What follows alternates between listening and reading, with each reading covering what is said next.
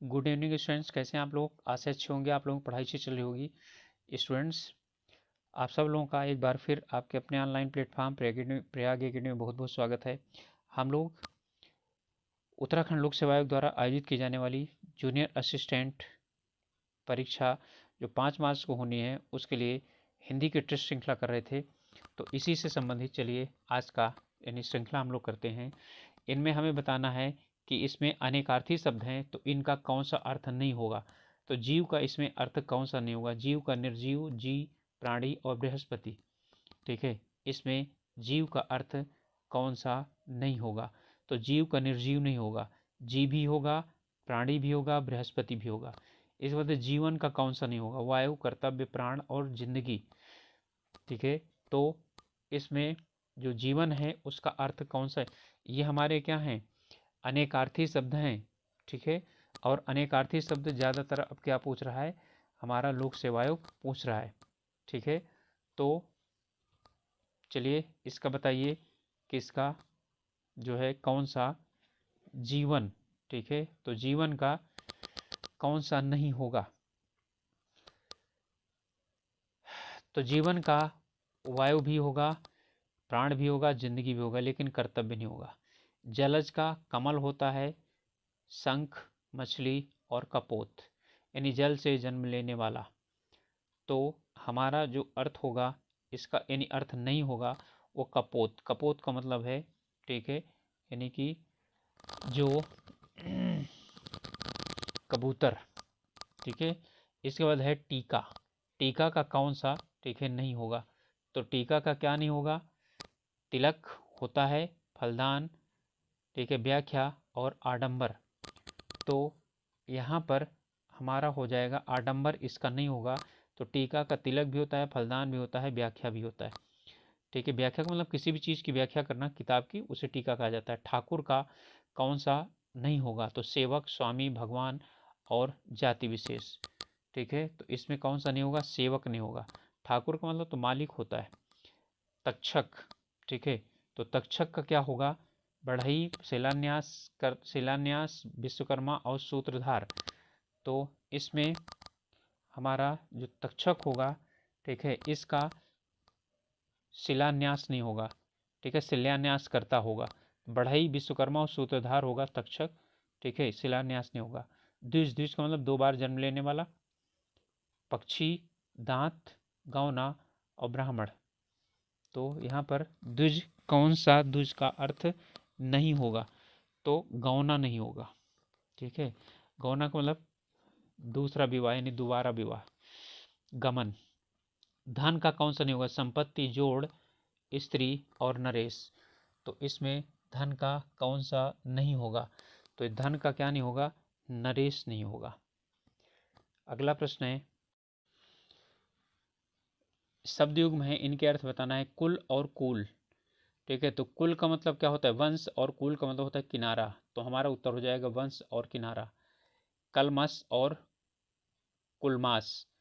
ठीक है, तो कलमस और जो कुलमास है, तो कलमस का अर्थ क्या होता है, कलमस का होता है कालिख, और कुलमास का मतलब होता है कुल्थी या उड़द। उड़द जो होती है ना जिसकी दाल, उसे बोलते हैं। कृतज्ञ और कृतघ्न, उपकार मानने वाला और उपकार न मानने वाला। तो इसका हो जाएगा ए। ठीक है, उसके बाद है कृपण और कृपाण। तो कृपण का मतलब कंजूस और कृपाण का मतलब तलवार। तो कंजूस और तलवार, उत्तर हो जाएगा बी। फिर इसके बाद है कटिबद्ध और कटिबंध। ठीक है, कटिबंध का मतलब होता है कमर में बांधने वाला कपड़ा। तो कटिबंध का हो जाएगा, ठीक है, ये कटधनी। और कटिबद्ध, तो कटिबद्ध का मतलब होता है तैयार। ठीक है, तो ये हो जाएगा तैयार। अगर तैयार का मतलब तैयारी करना किसी भी चीज़ का सामना करने के लिए। केस और केस। ठीक है, चलिए, केस का मतलब बाल और केस का मतलब मुकदमा। तो बाल और मुकदमा हो जाएगा। खाद और खाद्य। खाद का मतलब उर्वरक, खाद्य का मतलब खाने लायक। फिर अगला है गणना और गाड़ना। ठीक है, गणना का मतलब गिनती, गणना का मतलब दबाना। तो संख्या और क्या हो गई, ठीक है, हाँ ये होगा गिनती और चुभना। ठीक है, बोलते हैं ना यानी कि कुछ चीज़ जो गढ़ रही है नहीं चुभ रही है। तो यहाँ पर है गृह और ग्रह। ठीक है, ग्रह का मतलब तारागण या नक्षत्र। ठीक है, और गृह का मतलब घर। तो क्या हो जाएगा, घर और नक्षत्र हो जाएगा। चित्त और चित्त। ठीक है, तो चित्त का मतलब क्या होता है, यानी कि मन। और चित्त का मतलब होता है पीठ के बल लिटा देना। ये उसमें होता है जो वो कुश्ती वगैरह होती है। इसके बाद है चंट और चंड। ठीक है, तो चंड का मतलब क्या होता है, चंड का मतलब होता है चतुर भी होता है, धोखेबाज भी होता है। तो चंड का मतलब क्या, ठीक है, तो चंड का मतलब होता है चतुर, चंड का मतलब क्रोधित। छत्र और छत्र। ठीक है, तो छत्र और छत्र, इसमें छत्र का मतलब क्या होता है मुकुट, और छत्र का मतलब होता है छाता। ठीक है, इसके बाद है जर और जरा। तो जरा का मतलब होता है रोग, और जर का मतलब होता है मूल। ठीक है, मूल और रोग। जरा और मरण। ठीक है, ये भी होता है। ठीक है, ये नहीं होगा इसमें। जर और जरा का मतलब होता है दौलत और थोड़ा, जरा का मतलब थोड़ा, अल्प। ओके, अगला प्रश्न है, किस प्रश्न में ला उपसर्ग नहीं लगा हुआ है? लाचार, लालसा, लावारिस, लापता। तो इसमें लाचार में या लालसा में या लावारिस में या लापता में, तो पता में ला लगा हुआ है, वारिस में ला लगा हुआ है। ठीक है, और यहां पर आचार में लगा हुआ है। यहां है लालसा, तो इसमें ला उपसर्ग नहीं है। अगला प्रश्न है, निम्नलिखित विकल्पों में से ला प्रत्यय युक्त शब्द है, यानी ला में कहां प्रत्यय लगा हुआ है? कमल, असल, नवल और सरल। तो इसमें ला कहां पर लगा हुआ है? तो ला किसमें लगा हुआ है? नव और ला लगा हुआ है, तो यहां पर क्या है? नवल है। इसमें है कमल, ये रूढ़ शब्द है, असल भी रूढ़ शब्द है, सरल भी रूढ़ शब्द है। नवल, नव और ला, नवल जो है इसमें ला लगा हुआ है। इनमें से किस विकल्प के सभी शब्दों में से एक से अधिक उपसर्गों का उपयोग किया गया है? यानी जितने दिए गए हैं उनमें से बताना है कि किन में सभी में एक से अधिक उपसर्ग हैं। आ सुरक्षित और अत्यंत, तो इसमें आ असुरक्षित है, अति है और अंत है। इसके बाद है अत्याचार और अध्यात्म, तो अति और आचार, अधि और आत्म। निकृष्ट, ठीक है, इसमें है नि और कृष्ट और अभि और अर्थी। प्रति आघात और आ प्रति और अक्ष, तो इसी में है, यानी कि यहां पर क्या है? प्रति और आग आ और घात, ये तीन हो गए, और यहां पर आ हो गया और प्रति हो गया और अक्ष हो गया। तो इसी में दोनों में एक से अधिक उपसर्ग का प्रयोग किया गया है। अगला प्रश्न है, इनमें से किस वाक्य में संयुक्त क्रिया का प्रयोग नहीं हुआ है? यानी संयुक्त क्रिया किसमें प्रयोग नहीं हुआ है? लुटेरों ने पूरे क्षेत्र को लूट लिया, मैं नहाकर कार्यालय जाऊंगा, वह सारा खाना खा गया, बादलों के कारण चांद दिखाई नहीं दिया। अब इसमें किसमें है कि संयुक्त क्रिया नहीं प्रयोग है? यहाँ लूट और लेना, ये दो क्रियाएं हो गई। तो यहाँ पर नहाकर कार्यालय जाऊंगा, देखिए ये क्रिया का अलग रूप है, नहाकर कार्यालय जाना। तो यहाँ पर इन संयुक्त क्रिया नहीं प्रयोग हुई है, पूर्वकालिक क्रिया की क्रिया प्रयोग हुई। तो नहाकर देखे जाना, तो इसी में हो जाएगा, क्योंकि खाना और खा, और ये चांद का नहीं दिखाई पड़ना, दिखाई और पढ़ना, यानी दिखाई और देना, ये दोनों क्या हैं?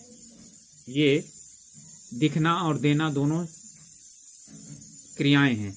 तो यहां पर दोनों में समझ में आ गया होगा, यहां पर सिर्फ एक में क्रिया है जाऊंगा, बाकी खाना, खा और इसमें जाना भी है यानी गया, 3 क्रिया हो गई। चांद नहीं दिखाई देना यानी दिखना और देना, ये तो हो गया।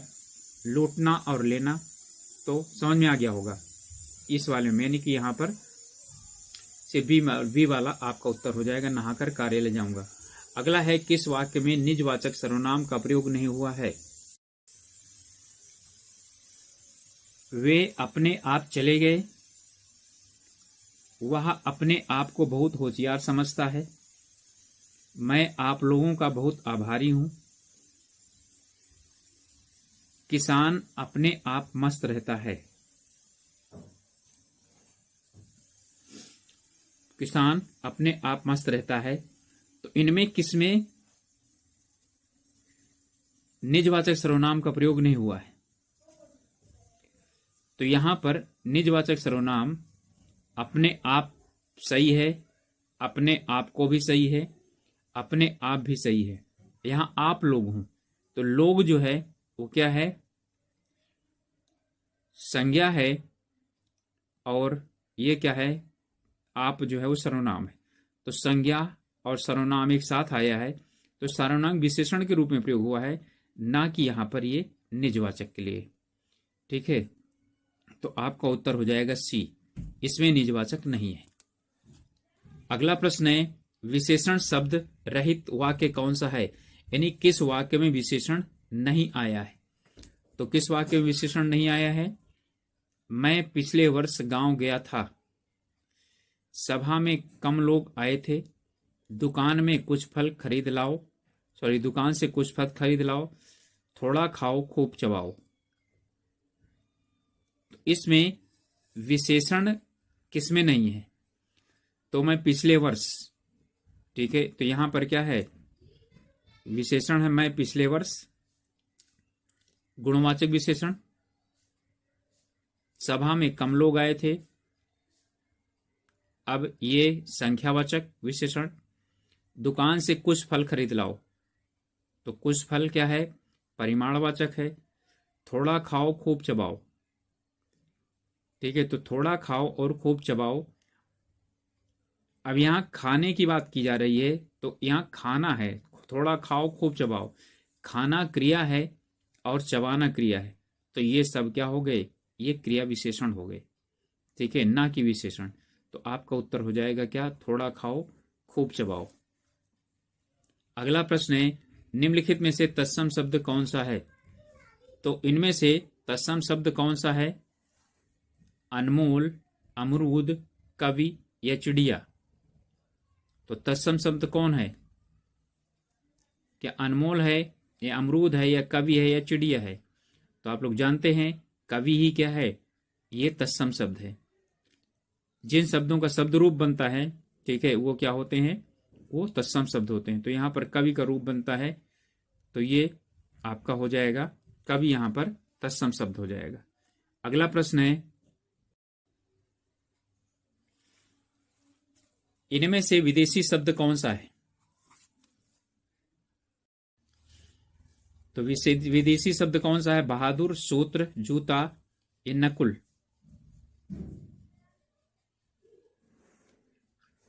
तो आप जानते हैं सूत्र जो है वो तत्सम शब्द है, नकुल भी तत्सम शब्द है, नकुल होता है नेवला का। अब यहां पर जो बहादुर शब्द है ये क्या है? विदेशज शब्द है।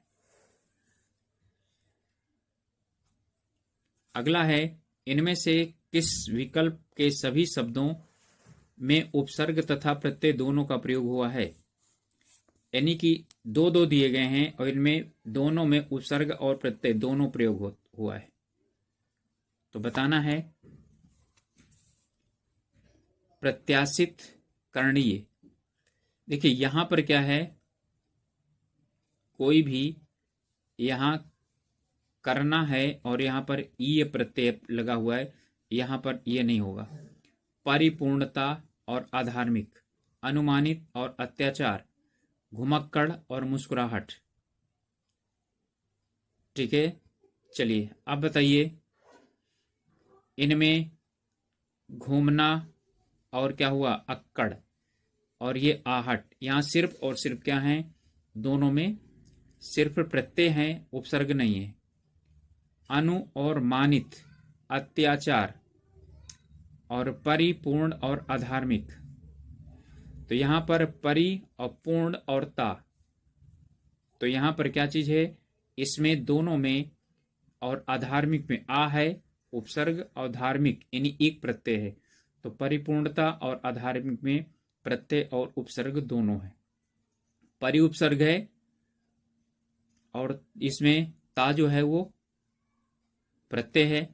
यहां पर आ उपसर्ग है और एक प्रत्यय है। आ गया होगा समझ में मुझे लगता है। चलिए आगे देखते हैं। अगला प्रश्न है, किस विकल्प में सभी पृथ्वी के पर्यायवाची शब्द हैं, यानी इनमें सब में पृथ्वी के पर्यायवाची शब्द कौन सा है? धरती, अवनी, ऋक्ष, मही, विश्वंभरा, धरणी, अचला, धरा, याज्ञसेनी, क्षिति, वसुधा और मौली। तो इनमें कौन, यानी कि सभी क्या हैं, धरती के पर्यायवाची शब्द हैं? तो बताइए।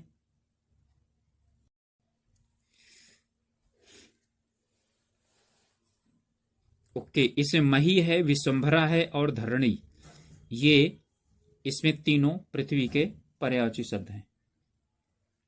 अगला है, कौन सा शब्द तद्भव नहीं है? इनमें कौन सा शब्द तद्भव नहीं है? अनशन, लालच, मुखिया और शक्कर। तो इसे बताएं तद्भव शब्द कौन सा नहीं है?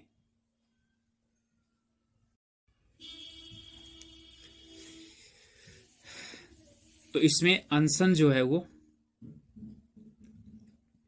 तद्भव शब्द नहीं है। ये तद्भव शक्कर का होता है, शर्करा। अगला है, इनमें से तद्भव शब्द कौन सा है? यानी सभी तद्भव होने चाहिए। कान और मुख, नया और दूध, आज और दिवस, साथी और अंगुली। अंगुली का तो उंगली होता है, नया, ठीक है, दूध, और कान और मुख। इसमें आपका नया और दूध, इसमें सभी तद्भव हैं। यहां पर कान और मुख, मुख जो है ना ये तत्सम है, इसका मुंह होता है, ठीक है। और यहां पर दिवस का दिन होता है, उंगली का अंगुली होता है, उंगली, ठीक है। और ये यहां पर नया और दूध, नया का नवीन, दूध का दुग्ध होता है। तो आपका ये दोनों तद्भव हैं, ये हो जाएगा। अगला प्रश्न है, इनमें क्रिया विशेषण से बनी भाववाचक संज्ञा कौन सी है? क्षमता, ममता, शीघ्रता और विशालता। क्रिया विशेषण की बात कर रहा है, ठीक है। ये क्षमता है, क्षमा से बना है, शीघ्र से बना है, ये मां से बना है, और ये विशाल से बना है। तो इनमें क्रिया कौन सी है, यानी क्रिया विशेषण कौन सी है, जिससे आपको क्या हो जाए, पता चले। यानी कि क्रिया के पहले कौन सा लगता है? तो क्रिया के पहले इसमें से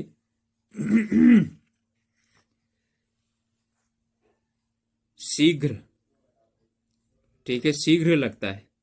शीघ्र चलो, शीघ्र करो, ठीक है, शीघ्र जाओ। तो ये क्रिया विशेषण है। तो इसी से क्या हुआ, यानी कि इससे बना हुआ है शीघ्रता। ओके। अगला प्रश्न है, इनमें से सर्वनाम से बनी भाववाचक संज्ञा कौन सी है? सर्वनाम से बनी भाववाचक संज्ञा, अपनापन, छुटपन, लड़कपन, लिखावट। तो ये अपनापन यानी अपने से बना है, ये छोटे से बना है। तो छोटा जो है वो विशेषण होता है, ना कि सर्वनाम होता है। लिखना से बना हुआ है, लिखावट। ये लड़का से बना हुआ है, लड़कपन। तो लड़का क्या होता है, सर्वनाम होता है। ये अपना सर्वनाम होता है, आप सर्वनाम होता है ना। तो आप से बना है अपनापन, तो क्या हो जाएगा, ये हो जाएगा। ये तो आपका जातिवाचक संज्ञा, ये विशेषण से बना हुआ है, और ये क्रिया से बना हुआ है, और ये सर्वनाम से बना हुआ है। ओके, तो आपका उत्तर हो जाएगा अपनापन। अगला प्रश्न है, संज्ञा से निर्मित विशेषण कौन सा है? इनमें कौन सा ऐसा विशेषण है जो संज्ञा से निर्मित है? ठीक है, दैनिक, आपसी, टिकाऊ, अगला। तो दैनिक किससे बना है? दैनिक दिन से बना है। ये आप से बना हुआ है, ये टिकना से बना हुआ है, और ये अगला और पिछला। ठीक है,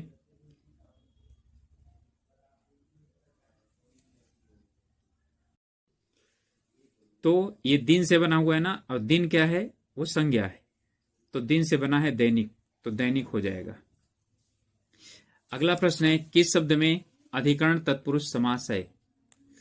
ओके, तत्पुरुष समास पूछ रहा है, तो तत्पुरुष समास किसमें है? और वो भी अधिकरण वाला। अधिकरण का मतलब में, पेपर, घुड़सवार, जलमग्न, लोकप्रिय, सेना नायक।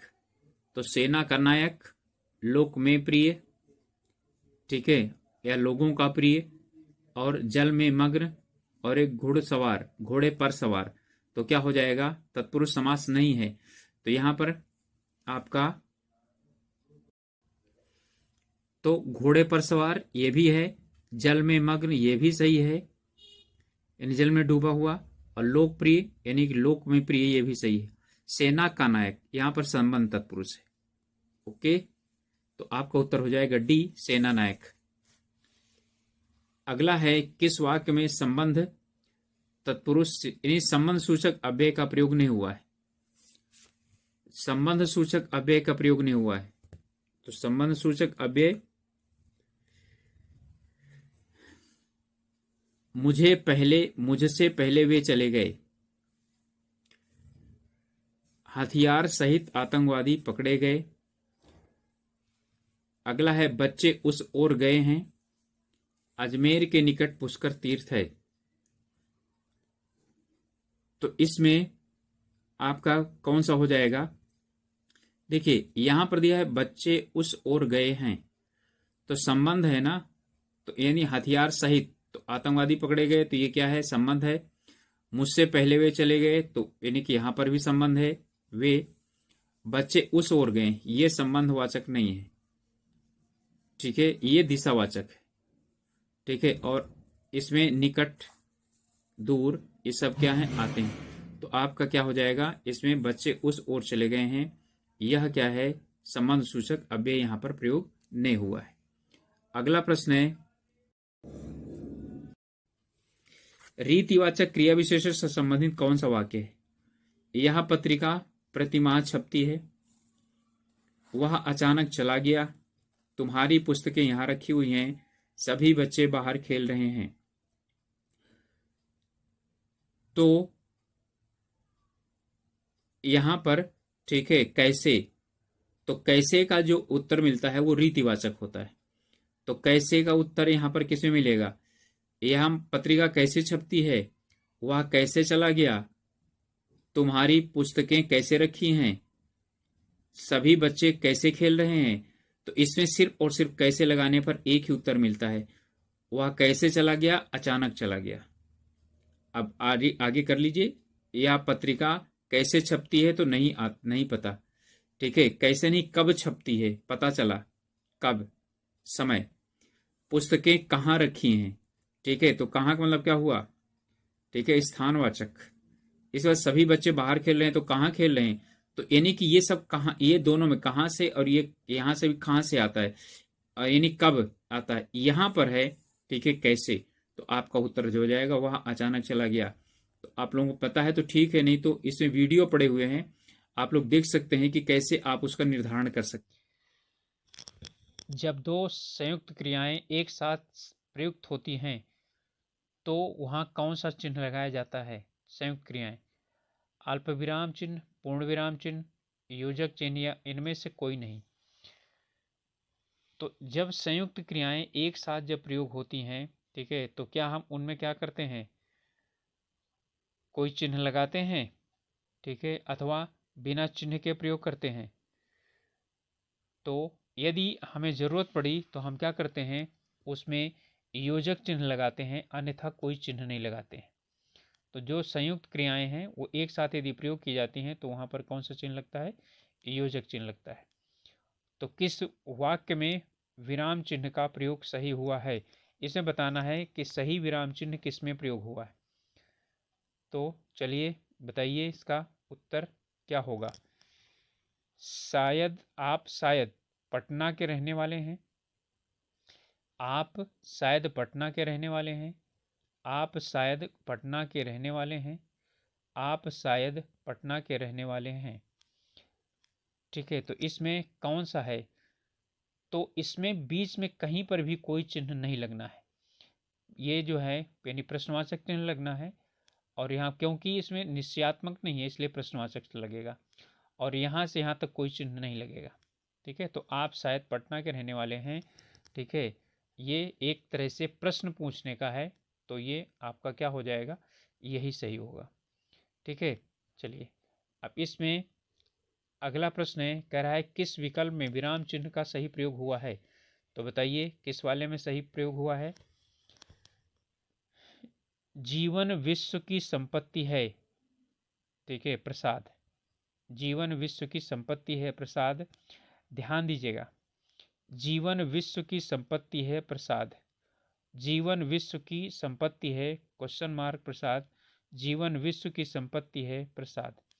ठीक है, तो आप जानते हैं किसी के भी कथन को क्या करने के लिए, उसी के शब्दों में कहने के लिए हम दोहरा उद्धरण चिन्ह का प्रयोग करते हैं, और वो भी पूर्ण विराम के बाद तक।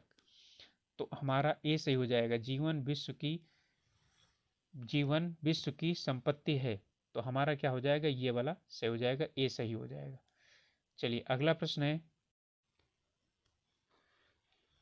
हाथ कंगन को आरसी का क्या क्या अर्थ होता है।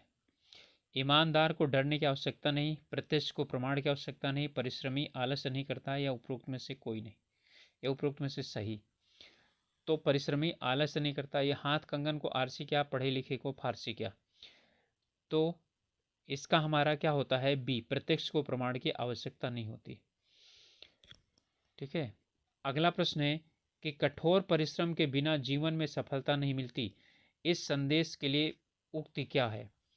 तो बालू से तेल निकालना, खोदा पहाड़ निकली चुहिया, जिन खोजा तिन पाइयां, गहरे पानी पैठ, या 9 दिन चले 2.5 कोस। ठीक है, तो कठोर परिश्रम के बिना जीवन में सफलता नहीं मिलती, इसका मतलब है जो खोजेगा उसी को ही मिलेगा। ठीक है, तो जिन खोजा तिन पाइयां, गहरे पानी पैठ, मैं बपुरा डूबन डरा रहा किनारे बैठ। ठीक है, तो आपका क्या हो जाएगा, सी उत्तर हो जाएगा। बालू से तेल निकालना, असंभव कार्य करना, खोदा पहाड़ निकली चुहिया, यानी कि परिश्रम के अनुसार फल नहीं, 9 दिन चले 2.5 कोस, यानी बहुत सुस्त कार्य करना। ये मैंने इनके सबके उत्तर आपको बता दिए। और ये यानी कि प्रश्न पूछने का ढंग इस तरह से भी है, इसलिए मैंने आपको ये वाले ढंग भी बता दिए हैं। विपत्ति के समय थोड़ी सहायता बड़ी होती है, विपत्ति के समय थोड़ी सहायता बड़ी होती है, इसका कौन सा उत्तर है। 4 दिन की चांदनी फिर अंधेरी पाक, इसका होता है, ठीक है, यानी कि थोड़े दिन की खुशी। आम के आम गुठलियों के दाम, यानी दोहरा लाभ। चुपड़ी और दो दो, यानी कि बहुत अधिक क्या होना, ठीक है, धनवान होना, या ऐसो आराम से रहना। डूबते को तिनके का सहारा, तो बिल्कुल डूबते को तिनके का सहारा का मतलब ये होता है विपत्ति के समय थोड़ी सहायता क्या होती है, बड़ी होती है। ठीक है, अगला प्रश्न है, इसमें से जो यानी कि सामने लिखे हुए हैं अर्थ, उनमें से गलत अर्थ वाली पंक्ति छांटना है। लंगोटी में फाक खेलना, यानी दरिद्रता में आनंद, बिल्कुल सही है। गाल बजाना, यानी डींग मारना, पटरी बैठाना, विचार मिलना, कौड़ी का 3, यानी बहुत अच्छा होना। तो इसमें आप लोग बता सकते हैं कि कौन सा उत्तर होगा आपका, यानी कौन सा यानी गलत है। तो लंगोटी में फाग खेलना बिल्कुल सही है, गाल बजाना, डींग हाँकना या डींग मारना, पटरी बैठाना यानी विचार मिलना, ये सही है। कौड़ी का 3, यानी कि बहुत अच्छा होना नहीं, बल्कि क्या हो जाता है, अत्यंत, ठीक है, कम मोल का होना, यानी अत्यंत सस्ता होना। 1 कौड़ी के भी 3 मिल गए, ठीक है, तो अत्यंत सस्ता होना। अगला प्रश्न है, नाक पर सुपारी तोड़ना, इसका अर्थ क्या होता है? तो नाक पर सुपारी तोड़ना का अर्थ है इज्जत उतार देना, असंभव कार्य करना, घृणा प्रकट करना या बहुत परेशान करना। तो नाक पर जब सुपारी तोड़ी जाएगी तो क्या हो जाएगा? परेशानी बढ़ेगी ना। तो नाक पर सुपारी तोड़ना है तो यानी कि बहुत परेशान करना। तो स्टूडेंट्स, ये थे यानी हमारे आज के प्रश्नावली की श्रृंखला हिंदी की, और आशा है कि आप लोगों की ये काफ़ी इसमें मदद होगी। तो मिलते हैं अगले वीडियो में।